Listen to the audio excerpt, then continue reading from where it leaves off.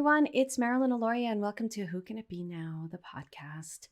Today, I want to share with you a few things about my recent trip to New York. And through that, I want to talk about what it means to develop yourself as a medium and as a psychic and as a healer, as a coach, any of those jobs, careers, entrepreneurial pathways that you're going to take.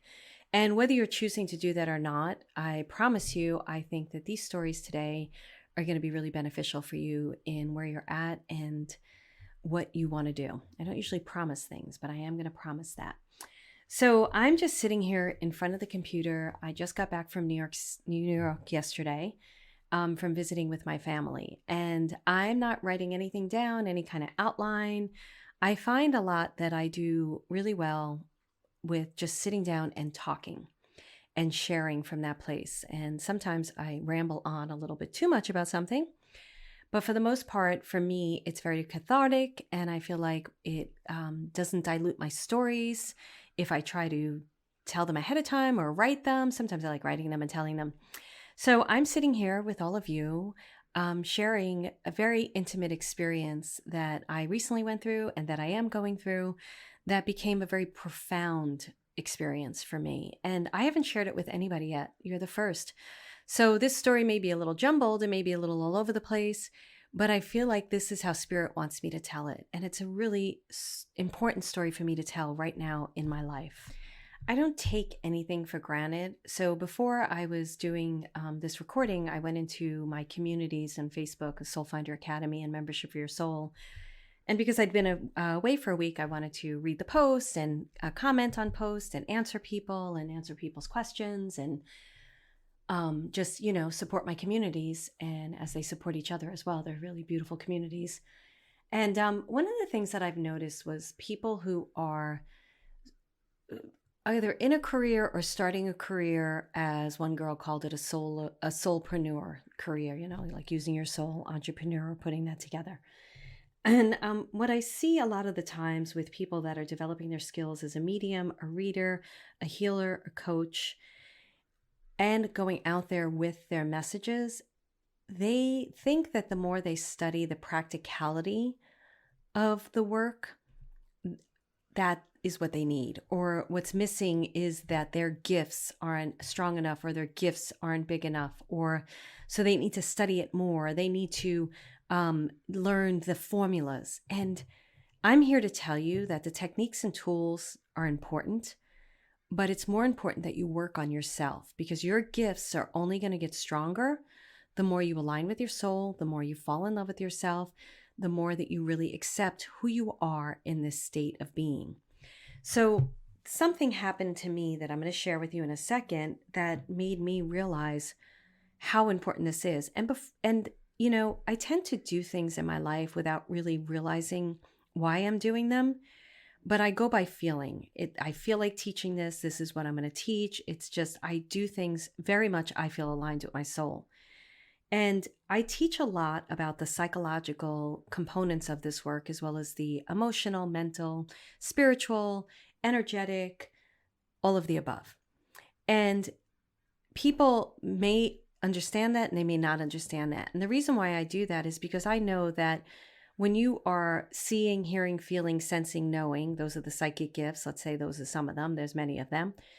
And you're having an experience with your clairvoyancy, let's say. But if you don't believe in yourself, you'll have a difficulty, one, recognizing that message, and two, delivering it. So I've always built my programs with the psychological component in it, or the emotional component in it, the strength component in it. I'm trying to find the right words, but I think you understand what I'm saying. And it never really occurred to me to separate that out, because you're not, in my experience, it's going to be very difficult to walk in this world as you truly are if you don't really love yourself or understand why you're doing what you're doing, or know, like, align with your soul, align with your heart, know yourself. Like for me, when my gifts opened up to me, it wasn't a conscious decision. It was something that was happening to me, which is probably happening to a lot of you. And I was working with therapists, and I'd been working with therapy for such a long period of time that I was very aware that something was happening, but I didn't know what it was. I didn't know how it was going to be or what it was supposed to be. I didn't have any questions. I was just like, what is this thing that's showing up in my life as spirits showing up and people talking to me and all this stuff happening, which I've shared earlier in the podcast episodes. And I went along with it. I just surrendered and leaned into it. And this whole world opened up to me. And it really shifted everything in my life and continues to shift everything in my life. And I realized that my gifts and my readings and what I was able to do out the gate was because of all the psychological work I did on myself ahead of time. So I could sit there and go strongly into a reading or walk into a physical space and somebody would ask me to read the space and I could just give them messages right away without editing myself. Now, it doesn't mean that I didn't walk out of readings or walk out of situations wondering what the F was that, or was that correct, or having some self-doubt that would show up. But I also had the tools and the techniques to deal with the self-doubt when it showed up. Sometimes I didn't. Sometimes it was like, holy mackerel, this is shaking me like nobody's business, this experience, and then I would know who to go to or who to talk to try to help me through it. Or I'd hire a certain healer or a certain coach or somebody to walk me through a certain type of time in my life in order to support me through it. So as many of you know, and I have not hidden that I've re-entered into therapy, and it's been a very interesting experience for me.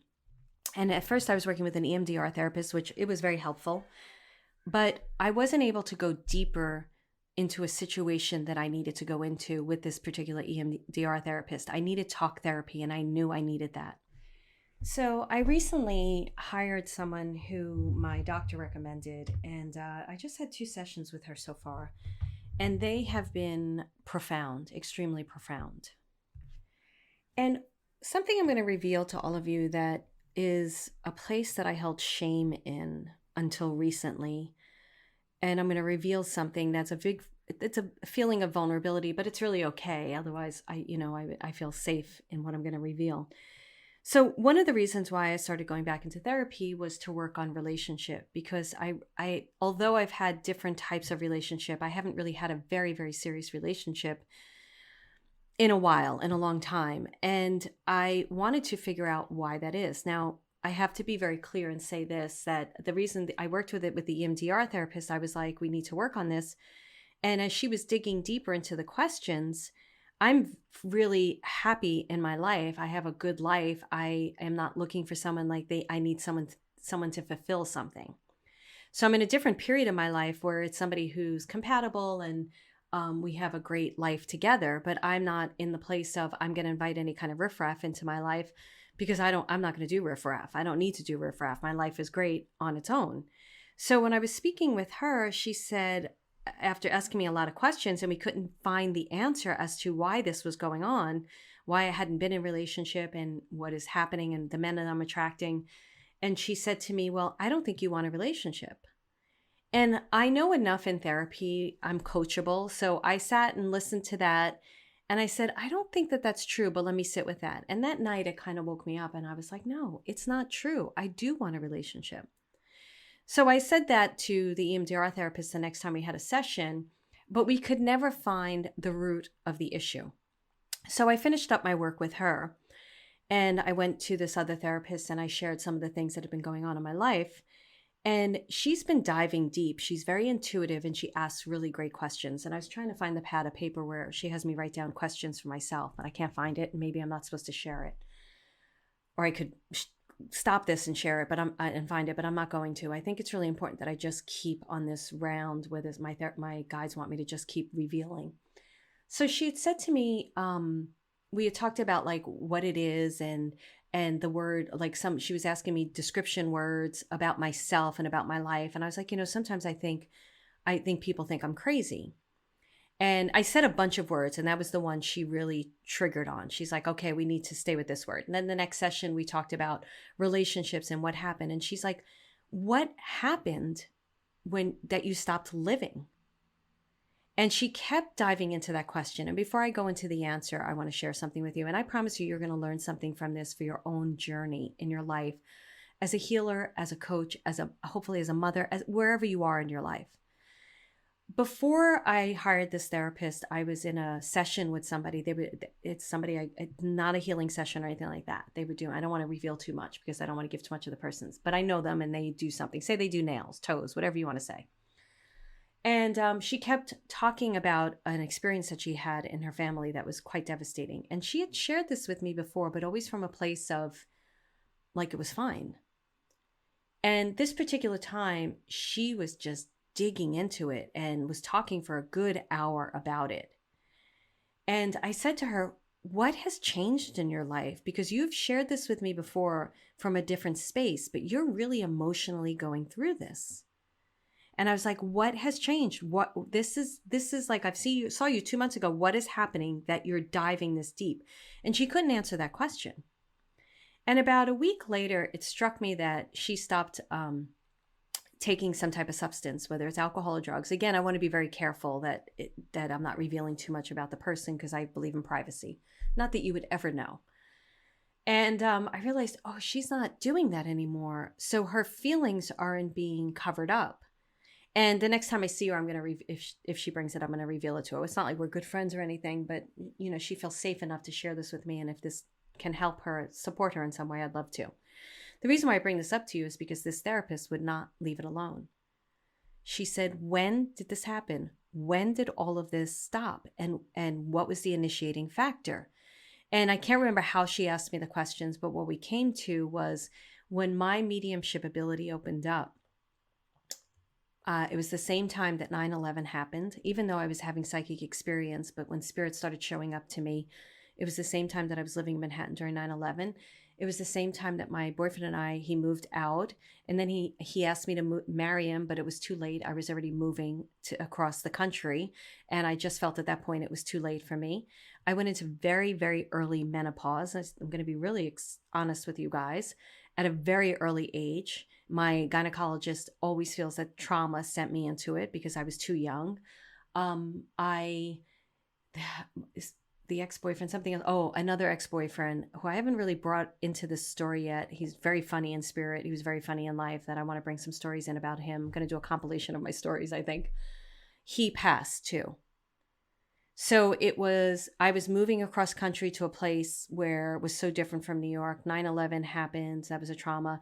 My ex and I, who were so close, he moved out and I knew we couldn't make it work. I went into menopause and all of a sudden I started seeing dead people everywhere and feeling everything. And I realized that is what made me go into this solo life. And I recognized that I didn't feel normal anymore because I had these gifts, because I could speak to spirits and I could see and hear and feel and sense spirits. I no longer felt like I could have a normal kind of life. And I'm still working through this a bit. But what went on for me was when I started working on my gifts, and the first therapist I started working with, she was able to work with mediums. And the medium that introduced me to her, I thought she was really wacky. And I remember saying to my therapist at the time, I do not want to be like her. And I made this conscious effort to walk a normal path, whatever normal is, right? So I said to myself, I said it to God too. I was like, if I'm going to do this work, man, I've got to be really, really good because you're sending people to me that are really going to be very vulnerable. And I want to make sure I can help them to the best of my ability. And the second thing is, I want to be a normal person. So we're turning this on and off. This is not going to be on for every Tom, Dick, and Harry to come into my life and start bothering me when I'm at a dinner table with people who don't understand this world. So those were this boundaries I put around it, and I'm able to do it. Now, the way that I do it, the way I turn it off, it's something in my mind. So when I'm full on, like I just shared in the other episode before this about what happened at the hotel when I was visiting, when I was at the hotel, at one point I was getting into meditation to just talk to my guides about the situation with my mother and my family. I recognized as I opened up all the chakras, all the floodgates came in. So all the spirits that were haunting the hotel and everybody around, because I was the lighthouse, came in too. So I noticed in that moment, and I've known this about myself, there's a part of me that I can really turn off the switch so that the energy that comes towards me, the spirits that come towards me, the psychic information that comes towards me, I almost have a wall that I put up to it. So in any situation, say I'm on the tennis court, or once I remember the dog trainer, he's over and his dad's sitting next to him, I'm able to put a wall up and say, I'm not communicating with you right now. I need to have a normal experience right now. And what happened is I compartmentalized a bit. So as this therapist, in a really good way, is challenging me to take the little fragments, and become even more whole, I'm seeing how I was so committed to a normal life and how I defined a normal life. So in certain situations, I was like, nope, not opening this. So I have friends that I've had for over 40 years, really good friendships. And there are certain friends that when I'm at a dinner table and they're during a party, this part of my life gets shut down. And some of you may be like, how could you do that? Why would you do that? For me, I had to do it. It's what I wanted to do. I wanted to be able to have communication with people. And what I explained to the therapist, I said, when people have a reading with me, it's so revealing that they can't be around me in a normal way because they think I'm just reading them, or I'm just into their soul, or I'm seeing everything. So it's so vulnerable for them that I've noticed after readings, if I'm with people, they can't treat me like a peer or a normal person or have a normal conversation with me. There's certain people that can, like one of my friends, Jessica, and she listens to my podcast. She became a friend. We did a short film together. She came to me for readings and we were also friends. She's able to do it. And I'm able to do it with her. Certain friends I can do that with. I really can. I can do readings for them. My friend Brooke, I have different friends, really close friends that they can know all sides of me. But most people, that's why I treat my clientele and my students like a way a therapist would treat their clientele. I treat it, first of all, very sacred, very private. And I don't have friendships with people outside that are part of my work. If you're coming to me as a client, if you're one of my students, I do not form friendships with you. I just have a very I like the protocol that therapists have. Because a lot of this too has been the experience of how they feel around me. I've seen it happen. Like I'm not going to say the person's name, but I've done readings for them, and then we were in a social situation and they just cannot associate. They can't communicate with me in a normal way. I see everything. I feel everything. They're holding themselves back. So there you go. So we had this conversation about what is normal, how do I define normal, and full acceptance of myself and unconditionally loving myself, which has been leading up. If you've listened to the podcast before this one, you know you're following along with me right now. So here I was with this incredible revelation. I wanted to find the pad because I couldn't remember all the questions she's asked. And one of them was, what would happen if I fully embraced this? What would happen if I embraced it completely? And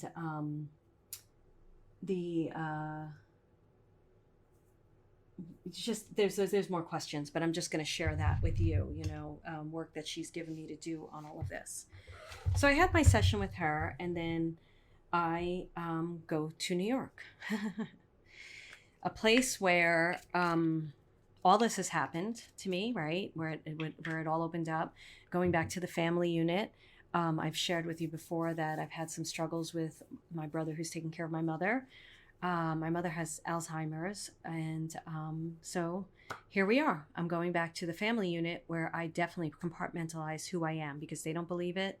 My mother did, because when I told my mother and she was still conscious of everything, she was like, oh, of course, my aunt had it. I believe my mother had it too. She could read people really well.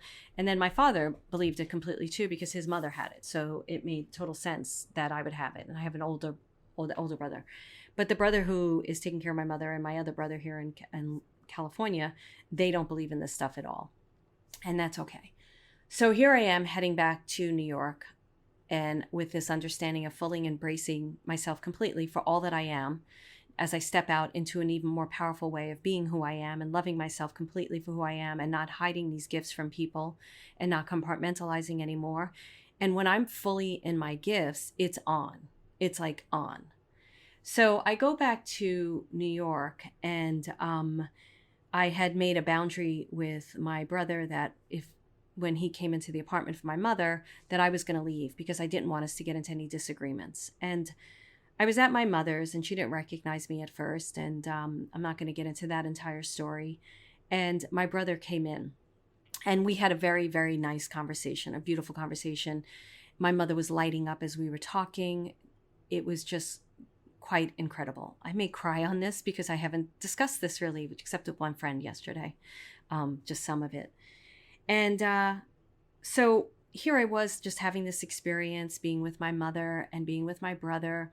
And it was beautiful and great. And my brother is taking such incredible care of my mother. I'm so grateful to him for all he's doing. So that I don't remember the time because time started getting blurred because I was just in it. And I FaceTimed with my other brother so he could see my mother and we could talk. And he was like, I got to come see her right now. So he's scrambling to get a flight. And then I go and take my mother outside and I'm showing her things and she's lighting up more and more and more, which was really quite magnificent and beautiful. My mother, I will share stories about my mother down the line just because I feel that they will help some people. And there, I want to share her with people because she's so beautiful. I put a picture up of her on Facebook, and this guy wrote in and said, one of my favorite teachers. I went to a writing class once in LA, and when this woman heard my last name, she's like, "Oh my goodness, are you?" I have a different last name, a birth name, and a business name. My business name is named after my grandmother. And I said, "Yeah." And she's like, "Oh, your mother was my teacher. Your mother's the one who had me believe that I was a writer, second grade teacher." She's like, "It's because of her I wrote a story, and she put the belief in me. And now this woman's writing for big shows." So that's the type of person my mother is and was.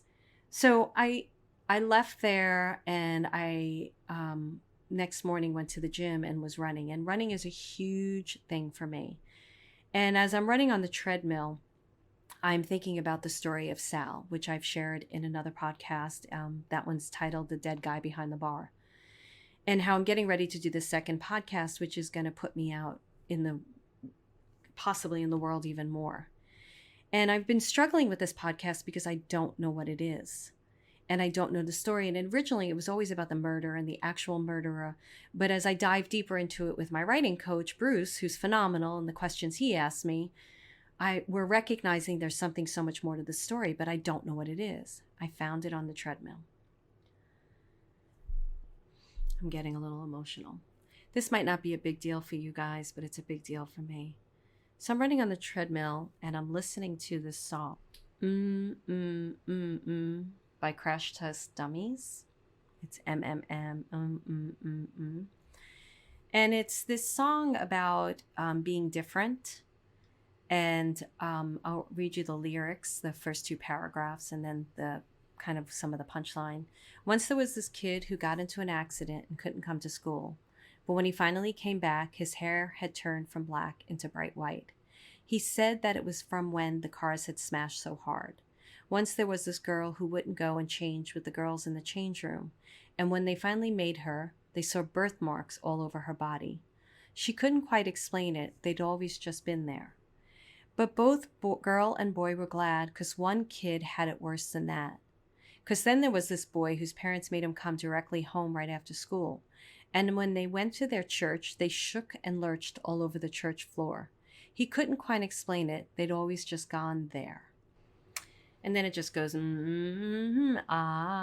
the song is beautiful. So I just went to the video. And in the video, what they show during the at the end of the as the song is ending and stuff, it goes on for a little bit, is the three kids on the stage holding hands, taking a bow, acceptance of who they are.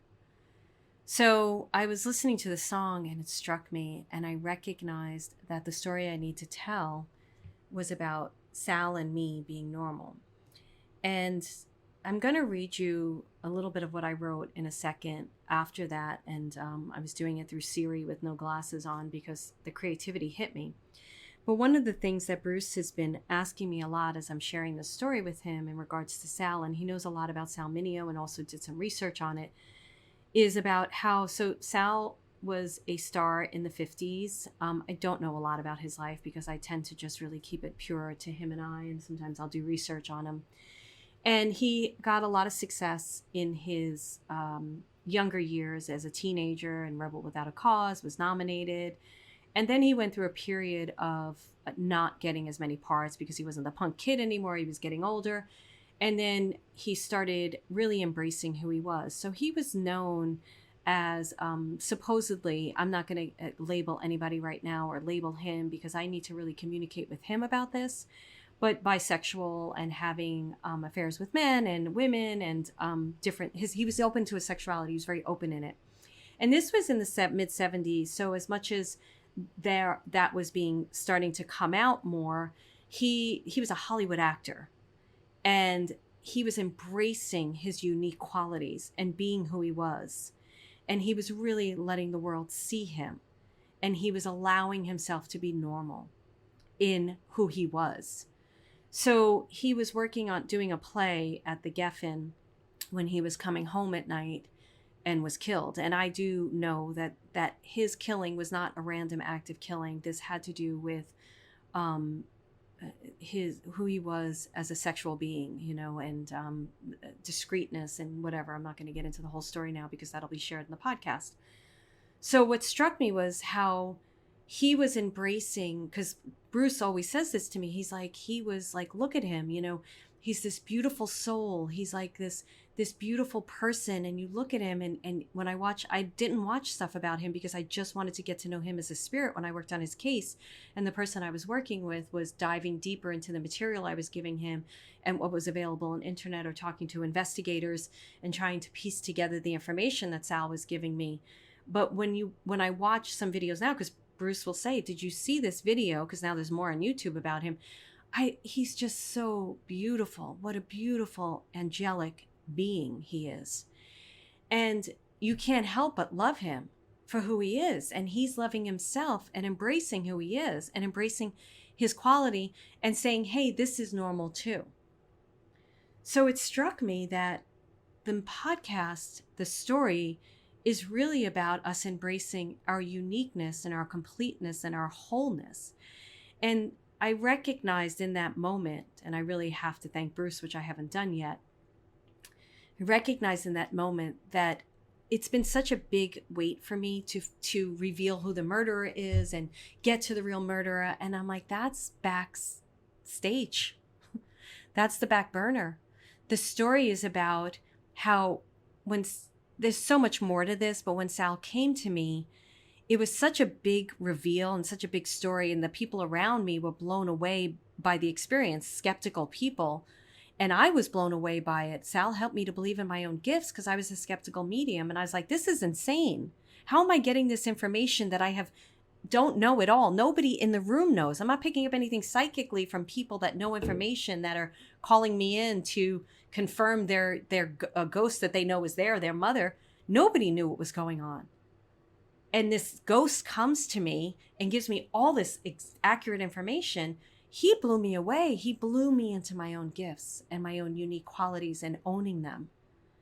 And if it wasn't like, and the people around me were like, how is she doing this? That helped too, because if it was just me in the experience, I'd be like, yeah, all right, maybe. But everybody else was like, holy mackerel. The only reason why I'm sharing this with you is because it was a real moment in my life where I started embracing what I could do and who I am and what I am. And Sal taught me that. And I've always known that that's part of the story. And Bruce is always bringing me back to that piece. Like, you guys came home to yourselves. You're coming home to yourself. And that's what Sal's teaching me. But it never really I never fully understood it until I was running on the treadmill. I'm back in New York. I'm around my mother and my brother, and then my other brother was coming in, right? So I was having conversations with him. I also talked to an old boyfriend of mine on the phone. I think this was after, so I'm going to share that after because that was a big piece too. So what I wrote, and I'm going to see if I can even understand it. I said, I figured it out. After listening to the song, and I said, hopefully this will translate because I didn't have my glasses and I was using Siri. So it's about being normal. And Sal was not considered normal, but he was embracing his normal. So that's what I'm going to say. I can't read this. I'm going to try my best because Siri, whether it's my Brooklyn accent or it's Siri, and it's for the therapist was saying to me, why did your life stop?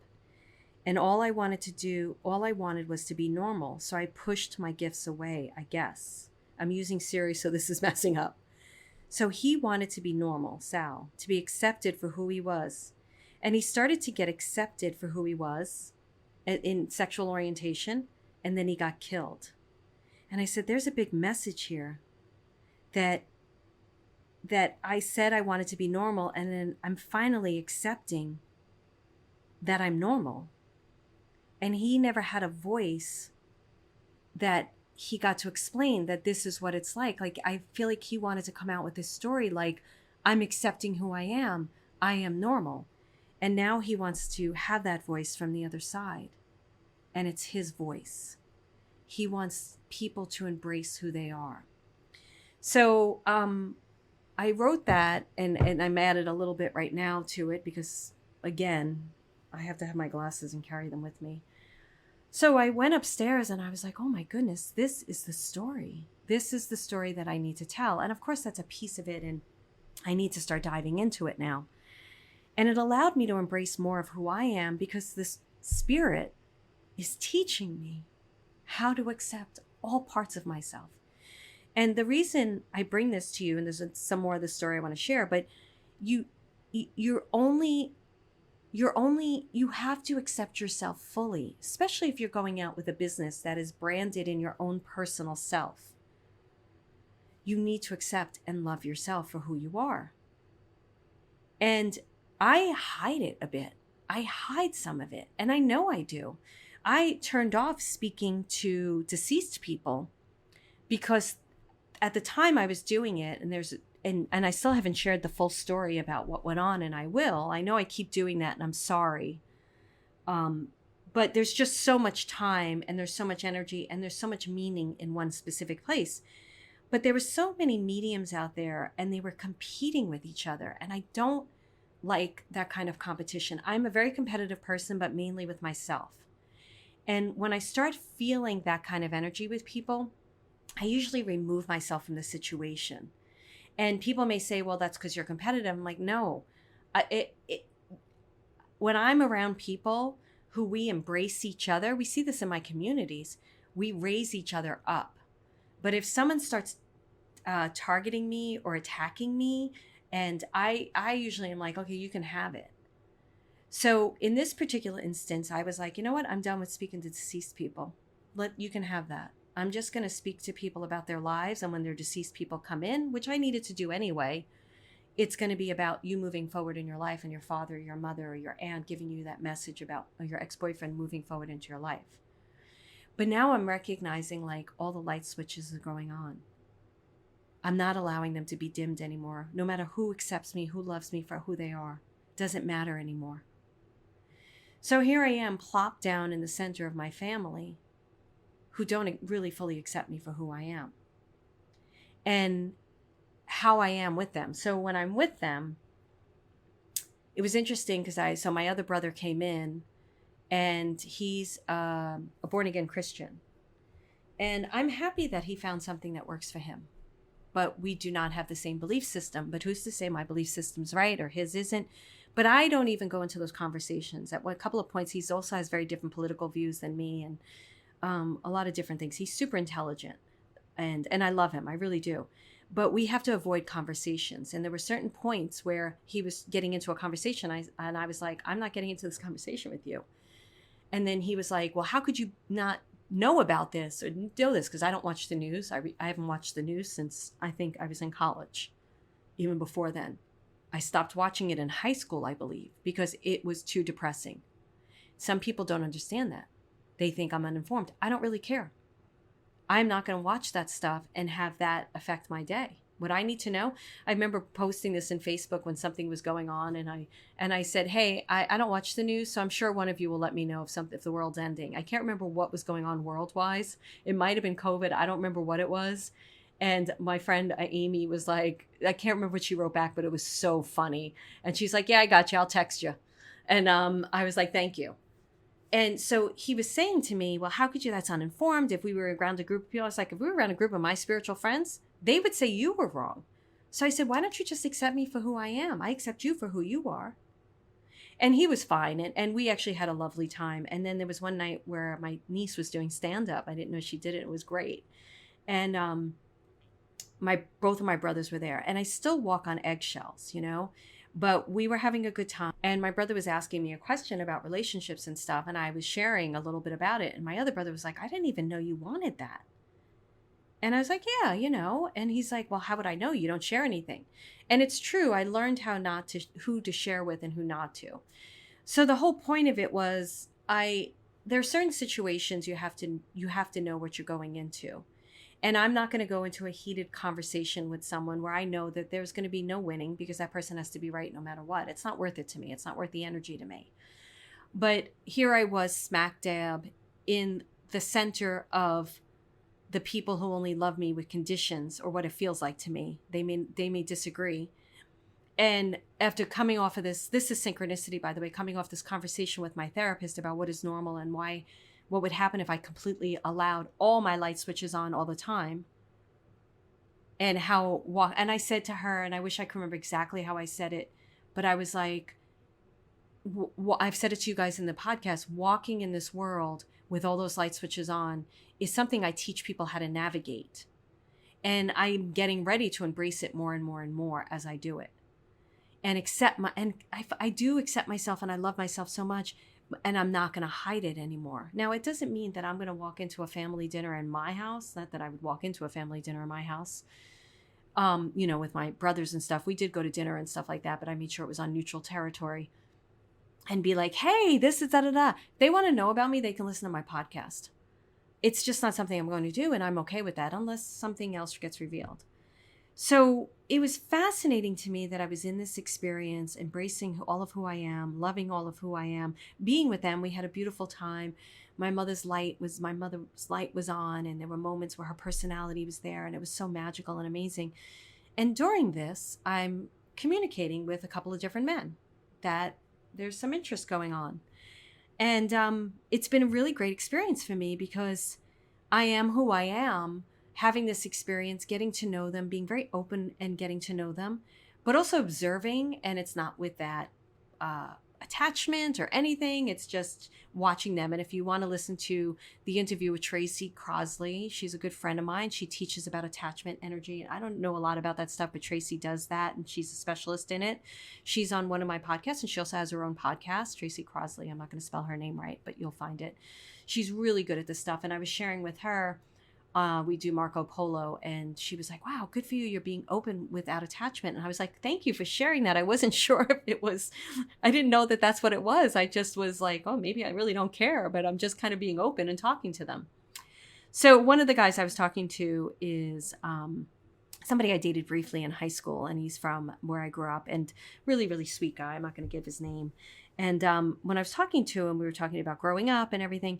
And what I'm recognizing with these few men that I'm talking to, I'm noticing what I love about them. And what Abraham Hicks said to somebody recently, I was listening to it about 3 or 4 months ago, or a few months ago. She said, focus on what you do like about the guys, not what you don't like.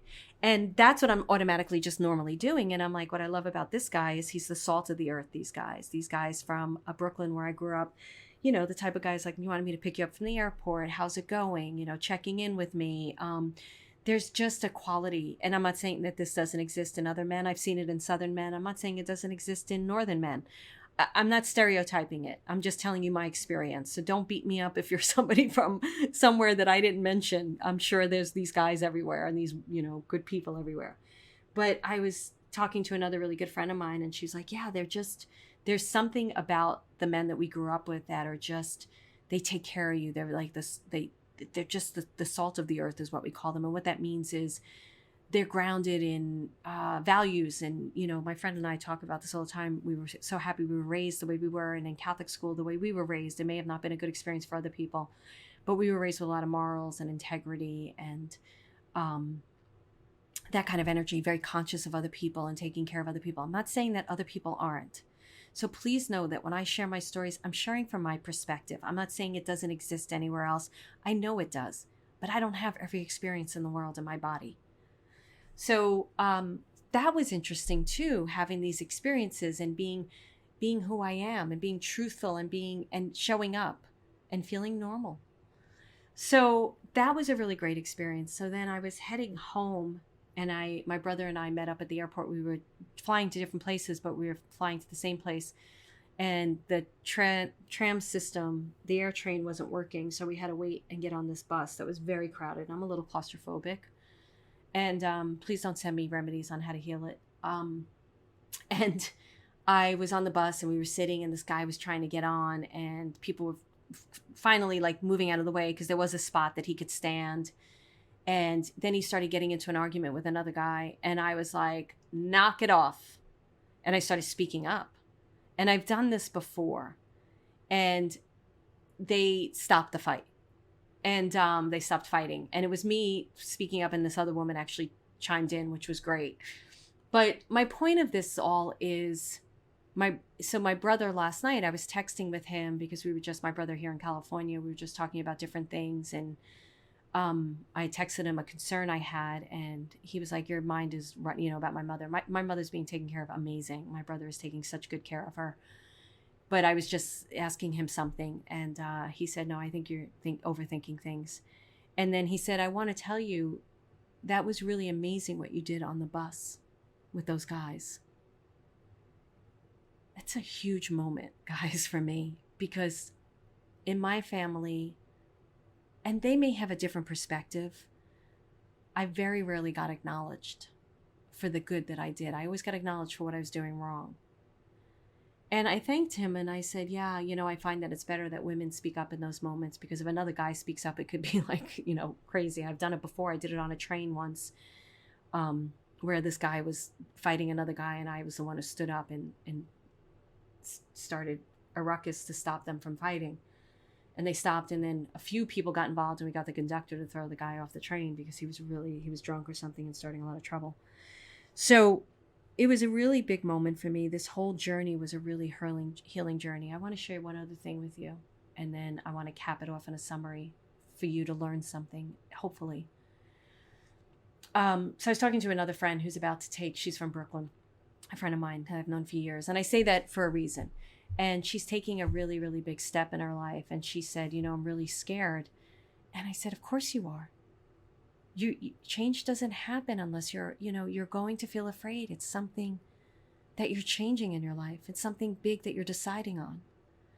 And she said, thank you so much for saying that, because we think like we're supposed to feel secure. We're supposed to feel comfortable. And then we make the decision. No. This whole journey of going back to New York, one of the reasons why I put myself back into therapy was because of the struggles I was having with my brother. And I am not making my brother wrong in this. We both are having difficulties with each other, the brother in New York. And that was one of the reasons I was grieving my mother, grieving my father, grieving my ex who passed, grieving my relationship with my brother. And I knew I needed some help. And that's what when I first sat out therapy again, the EMDR therapist and then this therapist. Change happens when you recognize you're uncomfortable, but you want something more, something greater, something better. You're meant for more. So you call in the troops to help you, to support you. I have very, very good friends. On my way home from San Francisco, I talked to one of my closest friends, Brooke. And we had a great conversation, and she was trying to help me to how my mother's in New York. I'm here. It's very hard. And she was just helping me. I'm not ready to talk about some of that stuff yet. You have to be surrounded by people that love you. It's why I love my communities that I've created, Soul Finder Academy and Membership for Your Soul. Those people in there, the people in there are amazing. They are amazing. Find a community where you get supported. You don't get berated, so you can be fully you and show up. And for me, I found I have spiritual communities for sure that I can fully show up. Well, some of those spiritual communities, you know what I couldn't show up with? My Brooklyn side, my Italian side, my strong side, because they would be like, oh, she's a little too strong, or you need to be all loving. And I was like, oh, this isn't my community. So I need communities that accept me fully for who I am. I think about John Burgos and I, who are friends, and we're a little bit different in some areas, but we accept each other for who we are. So I have those communities created. I have those friendships. Then when I know that I'm struggling with something, I have my guides, but I call in additional help. And my guides usually help me with who to go to and where to go to get that help. And the reason why I share all of this with you today is because I'm showing you a bit of my journey right now. Because to do what you want to do, the greatness that you want to bring into this world, it starts with you and it ends with you. One thing my brother said to me, the one from California, he was saying something that I was doing, and I said, he wasn't accepting something, and I said something back to him. I never remember particular words. I remember feeling energy and what comes out of it. And he said, it doesn't matter what I think about you. It's between you and God. And that's something that I always say, even though I think we have different belief systems when it comes to God and our relationship with God. He was right. It's between me and God. And at one point, I had said to him, we were out wheeling my mother outside and it started thundering. And I was like, oh, it can't rain. We need to take this walk right now with her. And it didn't rain. And I said to my brother, it didn't rain. He goes, well, I said a prayer to God. And I said, well, we were going out to dinner with my other brother that night and his family. And I said, could you say a prayer that we all have a really good time tonight? And he was like, well, why don't we pray together? And I'm all good with this. I don't mind it. So we're sitting in my mother's apartment and he's saying a prayer and I'm just closing my eyes and listening. And we had a beautiful dinner. So I feel like what I've also come through, I don't know yet, but is like acceptance of each other, of who we are, how we can be with each other. I don't know how that's going to look just yet. But the main thing that I walked away with was, how do I fully turn all my lights on, embrace completely who I am, share my story, share who I am, do my teachings, and be who I am, and love myself completely, and then do what I'm here to do. And I feel like I'm fully stepping into that, fully stepping into that. And I want to share that with all of you because I see some of the hesitation in my communities about going out in their full brightness and their light. And people get struggled. They think maybe it's the client or it's the sales pitch or it's their product page it's acceptance of self, of who you fully are. And then you attract the light-minded people. That's what my guides call it, light-minded people, not like-minded, light-minded. So think about where you need to love yourself, where you feel like you're trying to be normal. And is it the normal that you want to be? And learn how to embrace yourself, because the more you fully accept yourself, the more you fully love yourself, the more you recognize that your psychic gifts, your mediumship gifts, your channeling gifts, your animal communication, your whatever it is, those gifts are what make you who you are. And that is normal. So embrace it and love it. Be with it and show it to the world. All right, guys, thank you so much. Um, I feel like the title of this podcast is so perfect. Who can it be now?